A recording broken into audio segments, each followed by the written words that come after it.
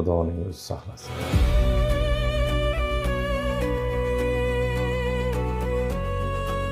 Suyak yemirilishi sizda, ha?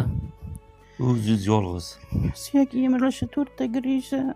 O'zingiz uyingiz ham yo'q, ijarada o'tirasiz, 400 mingdan to'laysiz, hech kimingiz yo'q. 300 ming ijaraga to'layman, 100 ming kommunallarga to'layman. Unga pulni qayerdan olyapsiz? Qarzga kirib ketdim ancha. Qancha qarzga kirib ketdingiz? Bir kishidan 900 ming pul oldim. Bitta magazindan, produktdan qarz. O'sha qancha qarz olib qoldingiz? Hisoblolmayman. Hozir Samarqandda suyak yemirilishga operatsiya qilar ekan, qanchaga qilib beradi? Qar bilan birga yotadigan qiz bor edi. Ha. O'sha 1,5 oy oldin operatsiya qildirdi. Operatsiyani o'ziga 47 million berdik dedi. Apparatlariga berdik dedi.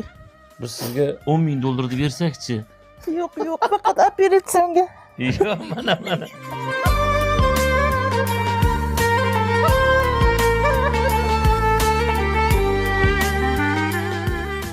Faqat operatsiya. Yo'q, mana. Tuzalib ketsam bo'ldi. Yo'q, men siz yolg'iz ayolligingizni men ushlang. Biz chin ko'ngilda obunachilarimiz bilan rozimiz. Kimga yordam qilgan bo'lsa, hammalaringizdan Alloh rozi bo'lsin. Amin. Ikki dunyo saodatini ko'ringizlar. Amin. Qiyomatda yuzlaringizni ham, ismingizni ham unutmayman, Shavkat aka. Amin. Ajal yetib yumsa ko'zimni, aytolmasam so'nggi so'zimni, men bilmasam hatto o'zimni, kimligimni Xudo biladi.